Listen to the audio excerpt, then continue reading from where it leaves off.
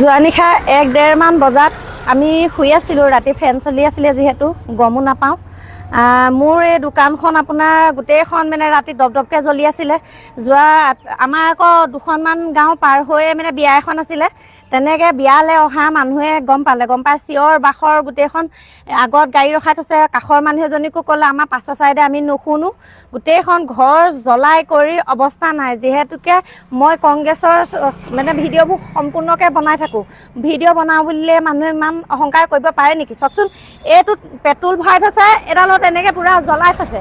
গোটেই মোৰ মানুহজনৰ গাড়ী বস্তু মানে নতুনকৈ আনি মানে ইয়াত তলতে ভৰাই থৈছোঁ। যিহেতু থ'বলৈও ধৰি লওক ইয়াত ছেফটিকৈ থাকে। আজি মেকানিক মতা কথা আছিলে, কেতিয়া মাতিম আৰু বোলো মেকানিক মাতি বস্তুবোৰ ঠিক কৰিম। তেনেকুৱাতে আজি মোৰ গোটেই ঘৰখন জ্বলক বুলিয়ে গোটেই গছৰ ওপৰলৈকে জ্বলিছে। গোটেইখন দপদপকৈ জ্বলিছে। তাৰপৰা মানে মানুহ মৰি যাওক বুলিয়ে এনেকুৱা কৈছে। সেইকেইজন যোনকেইজনে দেখিছে সেইকেইজন মোৰ কাৰণে ভগৱান।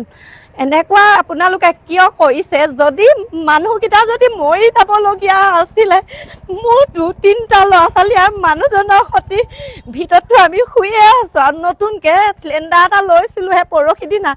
যদি এই বেৰখন জ্বলি সেই চিলিণ্ডাৰটো পোৱাহেঁতেনে মোৰ গোটেই ঘৰ দুৱাৰ জ্বলি শেষ হৈ গ'লহেঁতেন। ইমান অন্যায় কৰাছেনে আপোনালোকে? ডাইৰেক্ট ভিতৰত মাৰি পেলালেও মোৰ ৰাজি আছোঁ। আমাৰ জীয়াই থকা অধিকাৰ নাই নেকি? আমি কংগ্ৰেছক ভাল পাওঁ, কংগ্ৰেছৰ ছাপৰ্টাৰ। আমাক মানুহক দেখাই পহৰাব পাৰিব, এই অন্তৰ কমাব নোৱাৰে পহৰাব। থাকি গ'ল। আপোনালোকে মানে যদি মাৰিবলৈ মন আছে গোটেইকেইটাকে ভিতৰত মাৰি পেলাব, তাত কোনো আপত্তি নাই।